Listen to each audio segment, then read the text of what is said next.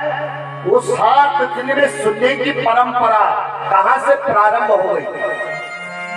सूत जी कहते हैं, सौनक इत्यादि ऋषियों कहते हैं कि सनक, सननंदन, सनातन और सनत कुमार, इन चारों ऋषियों ने देवर्षि नारद जी को सुना करके यह सप्ताह की परंपरा प्रारंभ की। सौनक जी ने प्रश्न किया, महाराज नारद जी तो एक घड़ी से ज्यादा एक जगह बैठ नहीं सकते हैं, और ऐसे अस्थिर नारद जी ने 7 दिन तक एक जगह बैठ करके भागवत संहिता को कैसे ग्रहण किया, कैसे सुना, क्यों सुना, कारण क्या था? क्योंकि किसी भी पुराण में आप देखोगे, जब भी कोई पुराण करते हैं, चाहे श्रीमद् भागवत महापुराण हो, शिव पुराण हो, श्रीमद् देवी भागवत हो, कोई भी पुराण होता है, सबसे पहले उसका महात्म्य ही कहा जाता है। और जो अभी हम मैं कथा को श्रवण कर रहे हैं, हम सभी लोग, यह श्रीमद् भागवत महापुराण का महात्म्य है। और महात्म्य का अर्थ ही होता है कि महिमा, उसकी क्या महिमा है। तो यही श्रीमद् भागवत महापुराण का जो महात्म्य है, जहां 88,000 ऋषियों ने सौनक जी को प्रधान श्रोता बना करके सूत जी से प्रश्न कर रहे हैं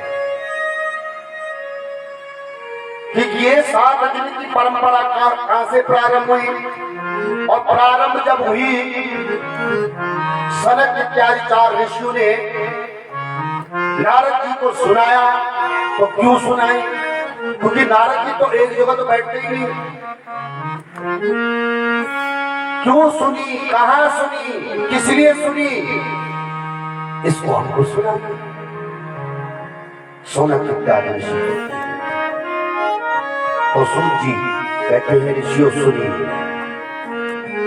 कि एकदा हि विशालाया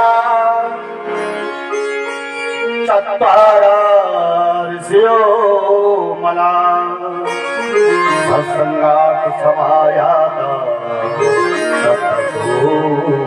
तत्र नारदो। एक समय की बात है कि विशालापुरी में, विशालापुरी नाम बद्री नारायण धाम, जहां भगवान नर नारायण का नित्य निवास है। उस विशालापुरी में एक समय सत्संग की इच्छा के लिए ये चारों भाई, कौन?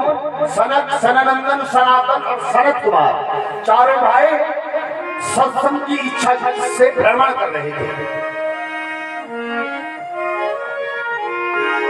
और भ्रमण कर रहे थे कि कहीं सत्संग का कोई व्यक्ति मिल जाए वेदनाथ में, क्योंकि ये ऋषि ऐसे हैं कि केवल हरि की ही चर्चा करते हैं, जिनकी जिह्वा में हर समय मंत्र रहता है, हरि शरणं, हरि शरणं, हरि शरणं, हरि शरणं, हरि शरणं, हरि शरणं, हरि शरणं। सभी लोग भाव से, प्रेम से, हरि शरणं, हरि शरणं, हरि शरणं, हरि शरणं, हरि शरणं, हरि शरणं, हरि शरणं, हरि शरणं, हरि शरणं, हरि शरणं, हरि शरणं,